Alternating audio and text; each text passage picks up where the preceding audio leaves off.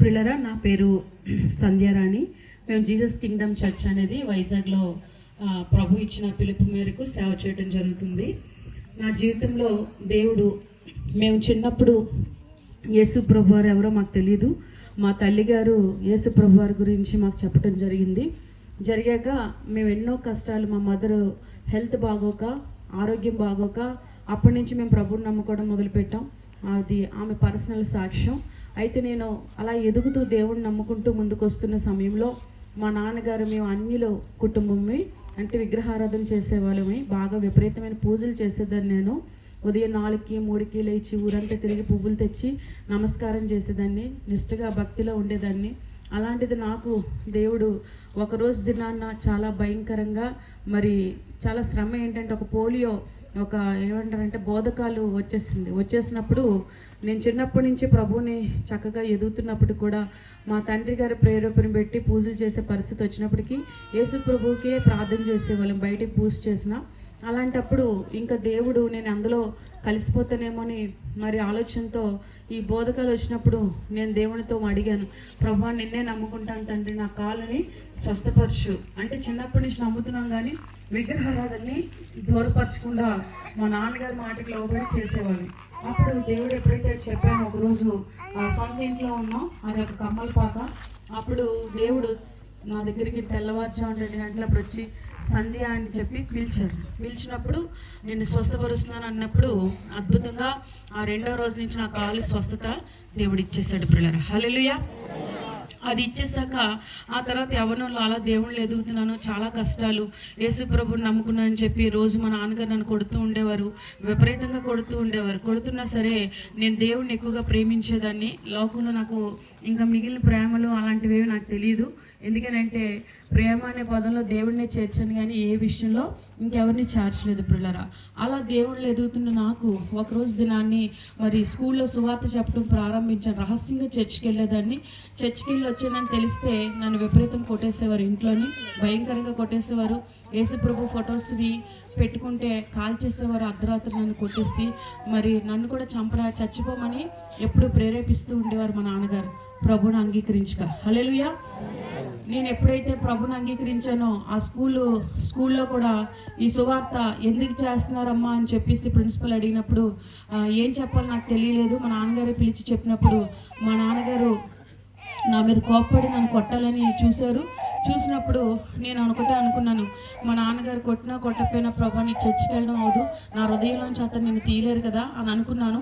అద్భుతంగా దేవుడు ఆయన కృపను చెప్పిన మా నాన్నగారు నన్ను కొట్టడానికి వస్తే అతన్ని ఎవరో కొట్టేశారు. పిల్లరా, అలాంటప్పుడు నేను చాలా బాధపడ్డాను.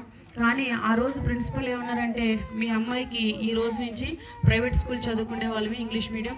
అప్పుడు దేవుడు ఏమన్నారనంటే, మరి ఈ రోజు నుంచి 4 సంవత్సరాలు ఇంకా మీ అమ్మాయికి నేను ఫీజు తీసుకోను అని చెప్పారు. దేవునికి నామానికి మహిమ కలుగును గాక. 10th క్లాస్ వరకు కూడా నేను ప్రైవేట్ స్కూల్లో చాలా ఖరీదైన ఫీజులు లేకుండా ఉచితంగా దేవుడు సువార్త చేసినందుకు స్కూల్లోంచి తీసికుండా తిరిగి నన్ను చదివించాడు. దేవునికి వందనాలు. మరి అక్కడి నుంచి అయిపోయాక ఇంటర్ చదువుకుంటూ ముందుకు వెళ్తున్న సమయంలో ఇంకా ఎన్నో కష్టాలు, మరి భయంకరమైన శ్రమలు కూడా నేను చూశాను. ఆ శ్రమల్లో ఒకటే నేను నిర్ణయించుకున్నాను, ఏది ఏమైనా చావైనా రేవైనా దేవుడిని విడిచిపెట్టను. అన్య వివాహం చేయడానికి చూశారు, అలాంటి సమయంలో కూడా నేను అంగీకరించలేదు ఆ విషయంలో. మరి మా నాన్నగారు నా మీద కోపం వచ్చి మమ్మల్ని విడిచిపెట్టి దూరంగా వెళ్ళిపోతానని చెప్పి మమ్మల్ని వెళ్ళిపోమని చెప్పినప్పుడు మేము ఒకటే అనుకున్నాం, యేసు ప్రభు ఉన్నాడు కదా, ఎవరు వదిలినా వదలకపోయినా దేవుడు నన్ను కాపాడుతాడు, మనల్ని కాపాడుతాడని. మా అమ్మగారు, నేను, నా 2 తమ్ముళ్ళు, చిన్నవాడు బాగా, ఒక ఇంట్లో అద్దెకి తీసుకుని ఉండేటప్పుడు ఇంటి అద్దె కట్టలేని పరిస్థితి, చిన్నపిల్లలవి చదువుకుంటున్నాము, ఉద్యోగాలు లేని పరిస్థితి, అన్నీ ఉన్నాయి కానీ ఏమీ లేని రోడ్డు మీదకి వచ్చేస్తాము. చాలా కష్టాలు పడుతున్నాం, విపరీతంగా ఏడుస్తున్నాం ప్రతిరోజు కూడా. అటువంటి సమయంలో దేవుడు మందిరంలో ఉంటూ, మందిరాన్ని కనిపెట్టుకుంటూ, మందిరంలోనే పడుకుంటూ, మరి ఆ ఇంటద్దె కట్టడానికి నేను ఉదయం పూట ఎంతో దూరం వెళ్ళి నడిచి ఉద్యోగం 600 రూపాయల జీతానికి నెలకి చేసేదాన్ని. పిల్లరా, 600లో 100 రూపాయలు కానికేసేస్తే 500 ఉండేది. ఇంకా 50 రూపాయలు కలిపి ఇంటద్దె కట్టాలి, కరెంటు బిల్లు కట్టాలి, 2 3 తల్లి 4 పోషింపబడాలి. మరి అక్కడి నుంచి తమ్ముడాలకి 100 రూపాయలు 200 ఉద్యోగాల్లో పెట్టాం. వాళ్ళు పగలంతా డ్యూటీ చేసేవారు, నైట్స్ మరి ఏం చేసేవారండి, మరి చదువుకుండేవారు. అలా నేను ఒకవైపు వాళ్ళొకవైపు కష్టపడుతూ యేసుప్రభుని నమ్ముకొని ఉండేటప్పుడు నిజంగా దేవుడు ఎంత మిరాకల్ చేశాడంటే, మేము ప్రైవేట్ ఉద్యోగాలు చేసినప్పుడు ఇంటద్దు కట్టుకోలేని స్థితిలో ఉన్నప్పుడు ఆ మందిరాన్ని కనిపెట్టుకుంటూ ఆ పరిచర్య చేస్తూ కలిగిన దాంట్లో నమ్మకంగా దశమ భాగం తీసేవాళ్ళు. ఎంత వస్తే అంతలో 10 రూపాయలు కలిపి పెట్టి దశమ భాగం ఇచ్చేవాళ్ళం, కానీ తక్కువ మాత్రం ఎప్పుడు ఇచ్చేవాళ్ళం కాదండి. అలాంటి స్థితిలో మేము 100 రూపాయలు కానుకేసిన రోజులు ఉన్నాయి. 10 దశమ భాగము. అక్కడి నుంచి మా జీవితాన్ని దేవుడు ఆశీర్వదించడం ప్రారంభించాడు. మాకు ఇంట్లో రేషన్ ఉండేది కాదు. ఒక విధవరాలతో దేవుడు మాట్లాడాడంట. ఆవిడ రిటైర్ అయిపోతే దేవుడు ప్రేరేపించాడంటే వీళ్ళకి నెలకి 2000 రూపాయలు రేషన్ ఇవ్వండి అని చెప్పి, ఆ రేషన్ ఇవ్వండి అని చెప్పినప్పుడు ఆవిడ మాకు మళ్ళీ మేము ఉన్నతమైన ఉద్యోగాలకు వెళ్ళినంత వరకు కూడా ఆ రుద్రాలు ప్రతి నెల 31వ తారీఖునే మాకు రాత్రికి రేషన్ పడిపోయింది. 30వ తారీఖు రాత్రికే రేషన్ వచ్చేది ఇంటికి. ఏంటి బస్తా బియ్యము సరుకులు ఏంటి ఎలా వచ్చేవి అని మేము ఆశ్చర్యపోయేవాళ్ళవి. దేవుడు పని చేస్తున్నప్పుడు మాకు ఉచితంగా దేవుడు ఆమె ద్వారా పోషిస్తున్నాడేమో అని ఆలోచించే వాళ్ళవి. ఎక్కువ మందిరంతో ఉంటూ మా పనులు మేము చేసుకునే వాళ్ళు. అలా కష్టపడుతూ ఉండగా ఒకరోజు దిన బ్యాంక్ ఎగ్జామ్స్ రాస్తే మంచిది కదా అని చెప్పి నేను రాయటం ప్రారంభించాను ఒకరి ద్వారా. అలా రాసాక ఒకసారి ఫెయిల్ అయిపోయాను. మళ్ళీ దేవుడికి ప్రార్థన చేసుకొని మళ్ళీ వాళ్ళు వచ్చి ప్రోత్సహించి మళ్ళీ పాస్ అయ్యాను పిల్లరా. మా బ్రదర్స్ అలాగే పాస్ అయ్యారు. అలా దేవుడు ఒక ఉన్నతమైన స్థాయికి తీసుకెళ్లారు. అనేక దేశాలు కూడా, కొన్ని విదేశాలు కూడా వెళ్ళి రావటం జరిగింది ఆ ఉద్యోగంలో ఉంటుండగా. అలాగా ఏమీ లేదు, మాకు సొంత ఇల్లు అన్ని ప్రభు ఇచ్చాడు. తరువాత నన్ను పరిచర్యకి రమ్మన్నాడు. రమ్మనేటప్పుడు కూడా నా ఒంటి మీద వస్తువులు అన్ని బంగారం అంతా ఉండేది. కానీ దేవుడు అన్నాడు నువ్వు సమర్పించుకో అని చెప్పాడు. నేను అప్పుడు సమర్పించుకున్నాక వాక్యం చెప్పే అధికారాన్ని ప్రభు ఇచ్చాడు.